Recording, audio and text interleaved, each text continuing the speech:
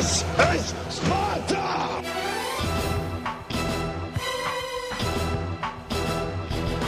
But to totally destroy North Korea.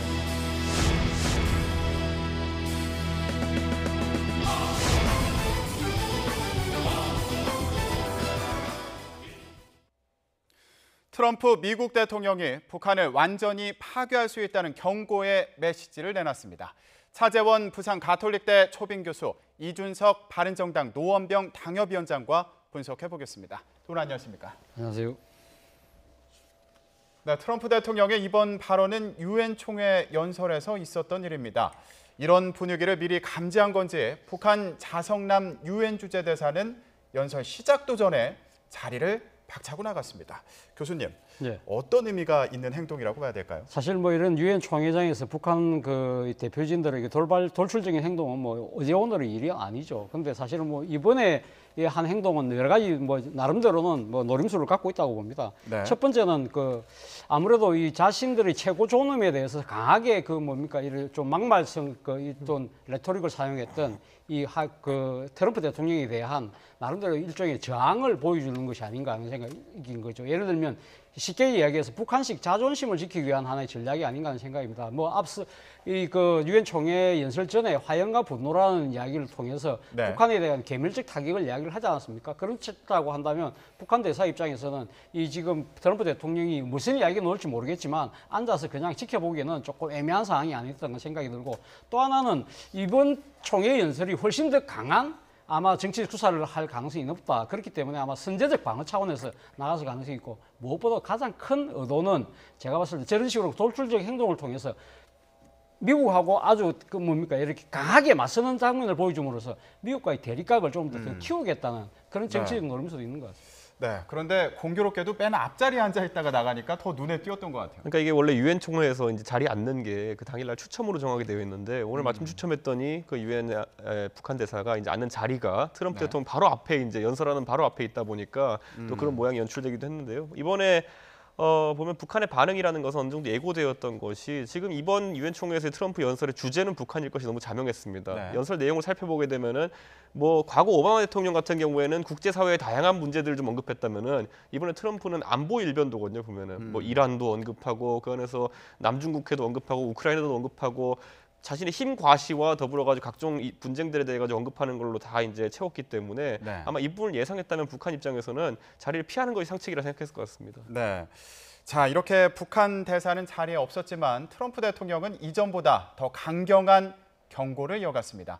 앞선 발언과 또 이번 발언을 이어서 들어보겠습니다. They will be met with fire, fury, and frankly power, the likes of which this world has never seen before. But if it is forced to defend itself or its allies, we will have no choice but to totally destroy North Korea. Rocket Man is on a suicide mission for himself and for his regime.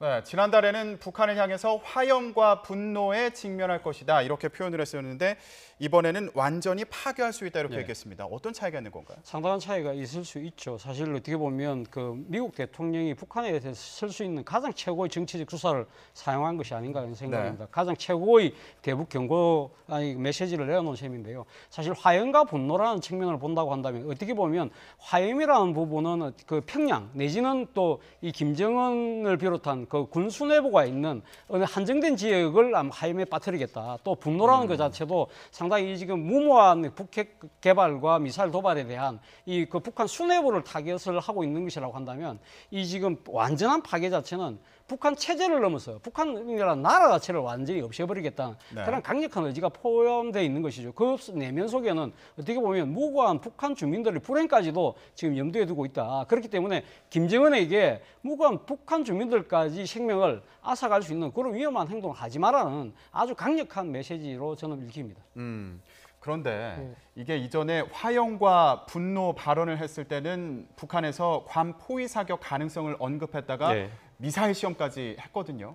앞으로는 어떻게 전망해 볼 수 있어요? 그러니까 사실 북한이 이제 마지막으로 남은 이제 도발의 단계라는 것은 ICBM의 정상각도 발사를 통해 가지고 그 효용성을 입증하는 단계가 남았던 거거든요. 그렇기 때문에 트럼프 대통령도 아마 그 부분을 예측했을 겁니다. 이번 이렇게 말을 하게 되더라도 북한에서 유사한 도발을 할 수 있다는 것을 상정하고 강한 말을 쏟아낸 것이 아닌가. 네. 어차피 북한은 할 것이다라는 취지 하에서 국제사회의 비난의 강도를 높이기 위한 발언을 선택한 것이 아닌가라는 생각이 들고요. 네. 지금 이 트럼프 대통령이 destroy라는 단어를 썼는데, 파괴하다라는 단어를 썼는데, totally destroy라는 발언을 썼는데, 해외 외신이 이제 미국 입장에서 해외 외신이 다른 나라들에서 받았을 때는 뭐라고 쓰냐면은 네. annihilation이라는 말을 씁니다. 완전히 절멸시키겠다라는 거거든요. 아예 지워버리겠다는 표현을 받아 쓰고 있기 때문에 우리가 지금 받아들이는 국내 받아들이는 언론의 충격보다는 해외에서는 훨씬 더 큰 충격으로 받아들이고 있는 것이 미국 역사상 이런 표현을 쓴 대통령이 없었고, 첫째로는 두 번째로는 미국이 실제로 이런 행동을 한 적도 없습니다. 그렇기 때문에 이 부분에 있어가지고 트럼프의 진위가 뭔지에 대해 가지고 외신들도, 그러니까 유럽 언론들이나 아니면은 북미의 다른 언론들도 굉장히 논란을 표시하고 있는 중입니다. 그러니까 그 진위가 뭔지 좀 해석을 해봤으면 좋겠는데 지금 좀 헷갈리는 부분이요. 이렇게 완전 파괴할 수 있다라고 얘기한 날 제임스 매티스 국방장관 같은 경우에는 외교적 해결 가능성을 또 언급했습니다. 그렇죠. 예, 어떻게 봐야 되나요? 이 상황? 사실 뭐 지금 그 트럼프 대통령의 유엔 총회 연설 자체는 지난 화염과 분노 같은 경우는 사실 어떻게 준비되지 않은 상태, 준비되지 원고가 준비되지 않은 상태에서 이야기한 거라고 한다면 이번에 준비된 원고에서 이야기했기 때문에 상당히 군사적 옵션을 상당히 무게감 있게 지금 그 고려하고 있는 것이 아닌가 하는 생각을 우리가 갖게 만드는 측면이 있습니다. 그렇다고 하더라도 지금 북한에 대해서 이런 식의 완전 개멸식으로 갈 수 있는 상황은 아니라는 것이 또 대다수의 또 이 그 관측이거든요. 그렇다고 한다면 북한의 그런 지금 금지선을 넘지 말라는 아주 강력한 말폭탄이지 않을까 하는 생각이 저는 뭐 상당히 좀 높아 보인 것 같고요. 그런 측면에서 본다고 하면 매티스 국방장관의 이런 지금 외교적 수사, 외교적 그 수단에 대한 이 지금 해결 방법에 대한 기대는 듯한 모습 자체는 충분히 이해가 될 수 있는 것이죠. 사실 그 매티스 국방장관이 이 그 국방부 출입 기자들과의 이 간담회에서 한 이야기 중에 하나가 군사적 옵션을 이야기하면서 서울이 빗겨갈 수 있는 하나의 군사적 옵션을 이야기를 하면서 또 하나 우리 그 이야기했던 부분이 바로 그거거든요. 현재까지 외교적 대응과 제재가 평양을 압박하는데 성공적이었다는 이야기를 했습니다. 그렇기 때문에 당장은 지금 그 군사적 그 옵션을 취해서 무슨 대북 선제 타격을 하기보다는 북한에 대해서 충분한 경고를 통해서 뭔가 행동을 억제하려는데 좀 더 초점이 맞춰져 있는 것이 아닌가 하는 생각이 듭니다. 네. 지금 이게 트럼프 대통령의 뭐 책 제목처럼 거래 기술이다, 협상 전략이다 이런 분석도 있어요. 그러니까 그 거래 기술이라는 책을 보면 실제로 트럼프 대통령이 과거에 부동산 사업할 때 부동산을 최저가에 매입하기 위해 가지고 다른 사람을 이제 공경에 처하게 하기도 하고 이런 극한의 협상 전술을 썼다는 것을 이제 기술해 놨는데요. 그러다 보니까 이번에도 북한은 어떤 극도의 어쨌든 국제사회 비난을 받는 상태로 몰아넣기 위한 그 술책이 아니냐라고 이제 하는 부분도 있는데 전략적으로는 유효한 방법일 수 있겠지만은 이미 긴장이 필요 이상으로 고조된 건 사실입니다. 일부 혹자가 이제 이걸 보고 반응한 건 뭐냐면은 지난번에 Fire and Fury, 그러니까 화염과 분노라는 표현을 썼기 때문에 이번에 어쩔 수 없이 격상된 위협에 대해서 더 센 말을 해야 되기 때문에 이런 극단의 말이 나온 것이 아니냐라는 주장도 있기 때문에 트럼프 대통령 입장에서도 사실 이 말이 세지는 것에 대해 가지고 어느 정도 수위 조절이 필요한 상황인데 지금은 그 단계를 넘어섰다는 지적도 있긴 있습니다. 네, 자 그러니까 이 진위가 뭐냐 이걸 두고 해석이 분분한 상황인데 저희가 과거 사례를 좀 찾아봤더니 93년도에요. 1차 북핵 위기 때 당시 빌 클린턴 미국 대통령도 북한이 핵무기를 사용한다면 마지막 날이 될 것이다. 이런 경고 메시지를 보냈더라고요. 사실 그렇죠. 그 당시만 해도 제1차 북핵 위기 때 영변에서 핵 그 연료봉을 추출하게 되면 그것이 금지선이 넘어가기 때문에 도저히 미국이 감당할 수 그러니까 미국이 참지 못할 것이라고 이야기를 하면서 최후의 날을 이야기했고 실질적으로 그 당시 미국이 그러니까 지금 폭격기를 동원해서 평양에 대한 북폭도 사실 상당히 준비했던 상황이었지 않습니까? 그런 측면에서 본다고 한다면